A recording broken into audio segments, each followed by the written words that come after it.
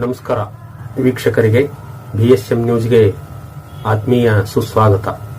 ಕನ್ನಡ ನಾಡಿನ ಮಠಗಳು ಸಮಾಜದ ಸ್ವಾಸ್ಥ್ಯವನ್ನು ಕಾಪಾಡಲು ಹಗಲಿರುಳು ಶ್ರಮಿಸುತ್ತಿವೆ. ಶಿಕ್ಷಣ, ಅನ್ನದಾನ, ನಮ್ಮ ಸಂಸ್ಕೃತಿಯನ್ನು ಎತ್ತಿ ಹಿಡಿಯಲು ಧರ್ಮದ ತಳಹದಿಯ ಮೇಲೆ ಶರಣ ಸಂಸ್ಕೃತಿಯ ಮೂಲಕ ಧರ್ಮದ ಜಾಗೃತಿ ಮೂಡಿಸುತ್ತಿವೆ.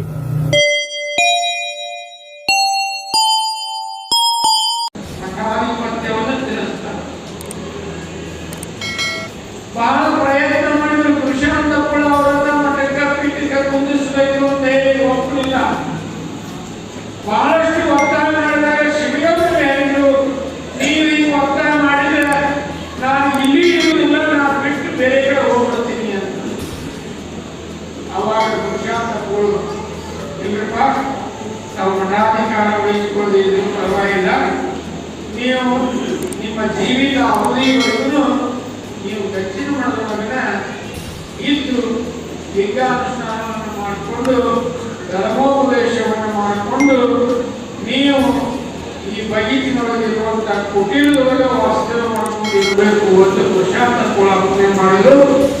ಅವತ್ತಿನಿಂದ ಸಿದ್ಧಲಿಂಗ ದೇವರನ್ನ ದಕ್ಷಿಣ ಮಠದ ಮಠಾಧಿಕಾರಿಗಳನ್ನಾಗಿ ಮಾಡಿ ಶಿವಯೋಗಿಗಳು ಕೇವಲ ಲಿಂಗ ಪೂಜೆ ಮಾಡ್ತಾ ಆ ದಕ್ಷಿಣ ಮಠದ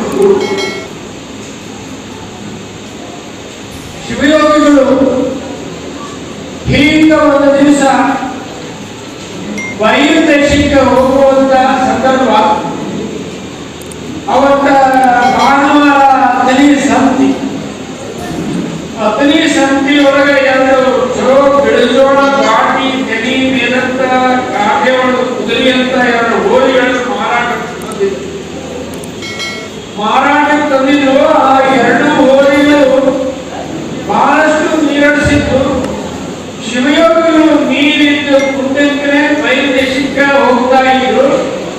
ಆ ನೀರು ನೋಡಿದ ಕೂಡಲೇ ಎರಡು ಹೋರಿಗಳು ಆ ಆಳುಗಳ ಕೈಯಿಂದ ಫಸಲ್ಕೊಂಡು ನೀರಿಗಾಗಿ ಹೋಗ್ತಾ ಇದ್ದಂದ್ರೆ ಒಂದು ಹೋರಿ ಎಡಕ್ಕೆ ಹೋದ್ರು, ಒಂದು ಹೋರಿ ಬರಕ್ಕೆ ಹೋದ್ರು. ಹಗ್ಗ ಗಂಟು ಹಾಕಿಬಿಟ್ಟಿದ್ದ. ಆ ಎರಡೂ ಹಗ್ಗದ ಮಧ್ಯದಲ್ಲಿ ಶಿವಯೋಗಿಗಳು ಸಿಕ್ಕಾಕೊಂಡು ಮೇಲೆ ಹೋರಿ ಕುದುರೆ ತಾಕತ್ತಿರುವಂತಹ ಹೋರಿಗಳು ಜನರಿಗೆಲ್ಲರಿಗೂ ಭಯ ಆಯಿತು.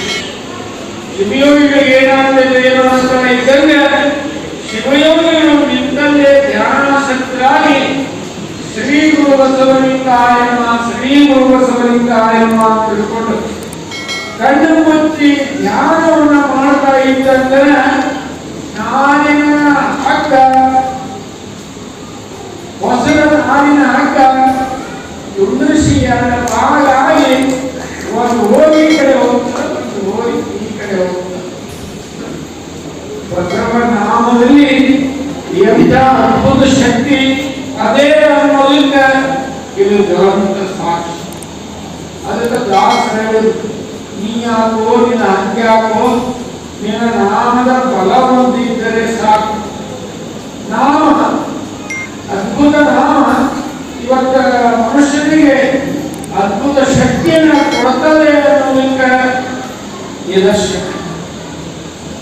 ಮೃತ್ಯುಂಜಯಗಳು ಮುರುಘಾಮಠದಲ್ಲಿ ಇದ್ದಾಗ ಯಾರೇ ಭಕ್ತರು ಬಂದ್ರೆ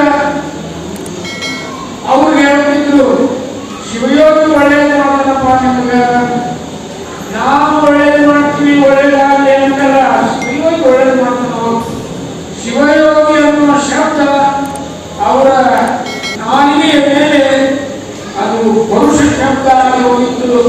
ಅವರು ಏನು ಹೇಳ್ತಾರೆ ಅದು ಜನ ನೆರವೇರ್ತಾ ಇದೆ. ಹೀಗ ಅತನಿ ಶಿವಯೋಗಿಗಳ ಸಾಧನೆಯಲ್ಲಿ ಜೀವನದಲ್ಲಿ ಅನಂತ ಘಟನೆಗಳು ಬರ್ತಾವ. ಅತನಿಯೊಳಗೆ ಶಿವಯೋಗಿಗಳು ಒಂದು ಬಕುಳ ವೃಕ್ಷದ ಬುಡಕ್ಕೆ ಕುಂತು ವಚನಾಧ್ಯಯನವನ್ನು ಮಾಡ್ತಾ ಇರ್ತಾರೆ. ಆ ಬಕುಳ ವೃಕ್ಷದ ಪಕ್ಕಕ್ಕೆ ಒಂದು ಕಂಚಿಕಾಯಿಯ ಗಿಡ.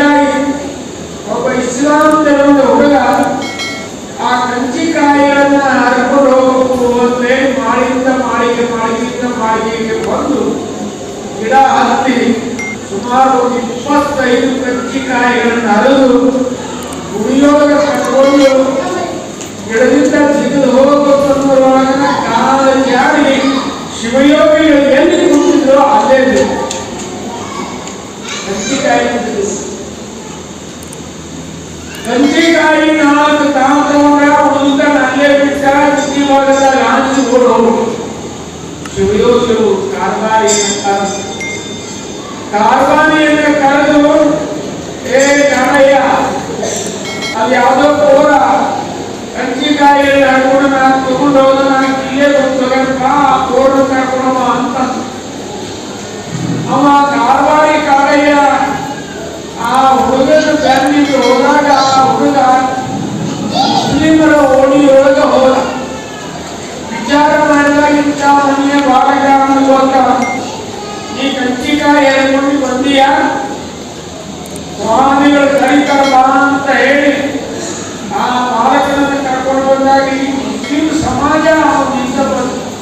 ಏನ್ ದೊಡ್ಡ ಏನು ಮಹಾಯಾದ ಕಜ್ಜಿಕಾಯಿ ಹೇಳ್ಕೊಂಡು ಬಂದ ನಾನು ಕಳವು ಮಾಡೋಣ. ಅವರು ದೊಡ್ಡವರು ಶಿವಯೋಗಿಗಳು ದೇವರಂತ ಮನುಷ್ಯರು ಏನ್ ಶಾಪ ಕೊಡ್ತಾರ ಏನ್ ಶಿಕ್ಷಾ ಕೊಡ್ತಾರ ನೋಡು ನಡುವೆ ಎಷ್ಟು ನೂರಾರು ಮುಸ್ಲಿಮರು ಆ ಹುಡುಗನ ಮುಂದೆ ನಿಂದಿರ್ಸ್ಯಾರ. ಇಲ್ಲಿ ಜನ ನಿಂತಾರ, ಇಲ್ಲಿ ಶಿವಯೋಗಿಗಳದಾರ. ಅಲ್ಲಿ ಕಾರ್ಬಾರಿ ಹೇಳ್ದ ಇದ ಕೋರ ಇದ ಹುಡುಗ ಕಜ್ಜಿಕಾಯಿ ಹರ್ಕೊಂಡು ಹೋದ, ನೀವು ಏನ್ ಅಪ್ಪಣೆ ಮಾಡ್ತೀವಿ ಶಿಕ್ಷಾ ಕೊಡ್ತೀವಿ ಅಂತ ಕಾರ್ಬಾರಿ ಹೇಳ್ದ. ಶಿವಯೋಗಿಗಳು ಮೌನವಾಗಿ ಇದ್ದು ಎದ್ದು ಒಳಗೆ ರೂಮ್ನೊಳಗೆ ಹೋಗಿ ಒಂದು ತಾಟ ತುಂಬ ಮೆತ್ತನ ಸಕ್ಕರೆ ಬೆಣ್ಣೆ ಅಂತ ಮೆತ್ತನ ಸಕ್ಕರೆ ಇರ್ತೈತಲ್ಲ ಆ ಬೆಣ್ಣೆಯಿಂದ ಮೆತ್ತನ ಸಕ್ಕರೆ ತಾಗಿ ತುಂಬ ತಗೊಂಡು ಬಂದು ಆ ಹುಡುಗರನ್ನ ಕರೆದು ನೋಡಪ್ಪ ಕಜ್ಜಿಕಾಯಿ ಭಾಳ ಹುಡಿ ಹಂಗ ತಿಂದ್ರೆ ಕಲಿಸಿ ಇರ್ತಾವು ಆರೋಗ್ಯ ಕೆಡ್ತದೆ ಹಂಗ ತಿನ್ಬೇಡ ಈ ಸಕ್ಕರೆ ಬೆರೆಸ್ಕೊಂಡು ಈ ಕಜ್ಜಿಕಾಯಿಯನ್ನ ತಿನ್ನು ಅಂತ ಹೇಳಿ ಒಂದು ತಾಟ ಸಕ್ಕರೆಯನ್ನ ಆ ಕೋರ ಕೈಗಳು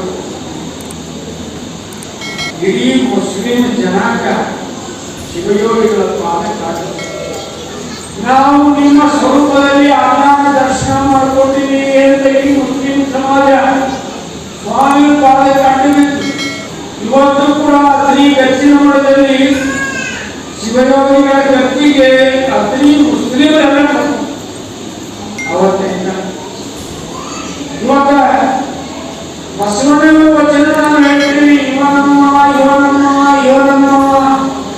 ಎಂದು ಎನಿಸಯ್ಯ ಮನೆಯ ಮಗನೇ ಎನಿಸಯ್ಯ ಅಂತ ಹೇಳ್ತೀವಿ. ಆದ್ರೆ ಭಾವೈಕ್ಯತೆ ಮಾತಿನೊಳಗೆ ಇರ್ತದೆ ಹೊರತು ಕೃತಿಯೊಳಗೆ ಇರೋದು ದುರ್ಲಭ.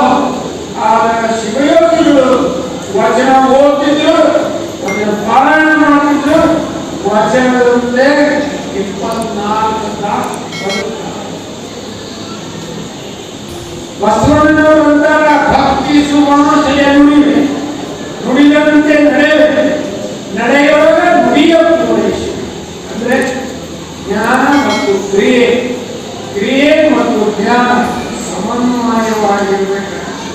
ಆಗ ಕ್ರಿಯಜ್ಞಾನದ ಸಮನ್ವಯದ ಸತ್ಯಾದಿಕ್ರಮಂತ ಪರಮಾತ್ಮನ ಸ್ವಸ್ವರೂಪಗಳೇ ಅದೇ ಮುರುಗೇಂದ್ರ ಶಿವಯೋಗಿಗಳು ಆಗಿದ್ರು ಅಂತನ್ನುವಲ್ಲಿಗೆ ಸಮಯ ಆಯಿತು ಅಂತ ಹೇಳಿ ಮತ್ತೆ ನಾಳೆ ಒಂದು ದಿನ ಅದೇ ನಾಳೆಗೆ ಎಷ್ಟು ಸಾಧ್ಯತೆ ಅಷ್ಟ ಅವರ ಕೆಲವು ಘಟನೆಗಳನ್ನು ಹೇಳಿ 3ನೇ ದಿವಸದ ಪ್ರವಚನವನ್ನ ಮುಕ್ತಾಯ ಮಾಡ್ತೀನಿ. ತಾವೆಲ್ಲ ಮತ್ತೆ ನಾಳೆ ಸಕಾಲಕ್ಕೆ ಬಂದು ಸತ್ಸಂಗದಲ್ಲಿ ಭಾಗಿಯಾಗಬೇಕು ಅಂತ ಕೇಳಿಕೊಂಡು ಎಲ್ಲರಿಗೂ ಶುಭವನ್ನು ಕೋರಿ ನನ್ನ ಪ್ರವಚನ